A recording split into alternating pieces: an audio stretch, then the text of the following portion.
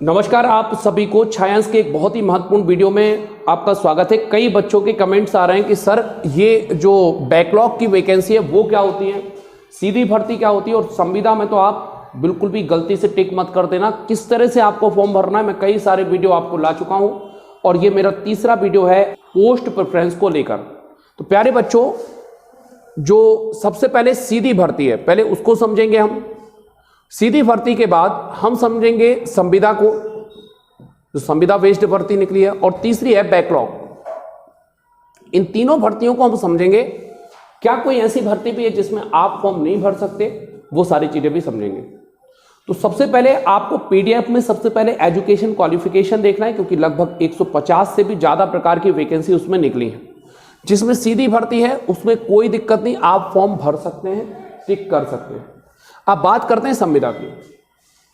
संविदा की भर्ती अगर आपने डाल दी, फॉर्म डाल दिया, तो आपको बहुत दिक्कत आने वाली। क्यों?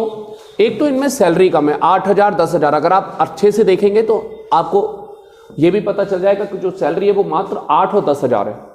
इसके अलावा एक प्रॉब्लम और है संविदा में। अब क्या होता है प्यारे बच्चों, जैसे आप अभी 27 साल के हैं और इन्हें 4 साल की वर्किंग दी, तो आप 31 के हो जाएंगे। इसके बाद हो सकता है कि आपको निकाल दिया जाए। संविदा का मतलब ही यह होता है कि परमानेंट नहीं। तो संविदा की क्या पोस्ट प्रेफरेंस भरना चाहिए अगर आप मेरे से पूछो, तो लास्ट में आप अगर बहुत ज़्यादा खाली है और आप काफ़ी बेरोजगारी है, घर की स्थिति ठीक नहीं और आप जॉब चाहते हैं एनी हाउ, तो ही आप संविदा के डालें। मतलब इसका कोई मतलब थोड़ी ना होगा पुत्रा, इसमें कभी भी आपको हटा देंगे 1 साल 2 साल।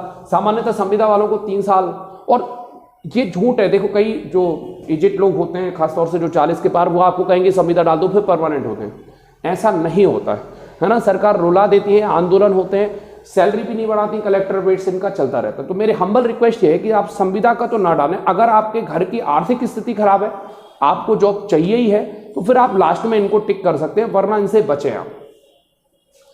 इसके बाद अगली जो वैकेंसी, क्योंकि इसमें परमानेंट नहीं होते, बैकलॉग क्या होती है? ऐसी वैकेंसी जो पिछले सालों निकली है और उनके पद खाली हैं। तो क्या इसको कोई भी भर सकता है? यस, इसको कोई भी भर सकता है। फ्रेशर भी भर सकता है? यस, फ्रेशर भी भर सकता है।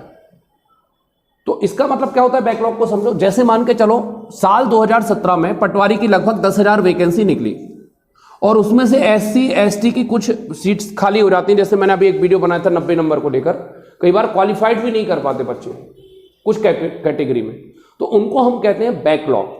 तो यदि बैकलॉग में आपके पास भर्ती है तो वो सीधी भर्ती ही है, वो कुछ अलग नहीं है। बैकलॉग वो भी सीधी भर्ती है, उसमें भी सिलेक्शन होगा, उसमें भी सब कुछ एग्जाम होगा।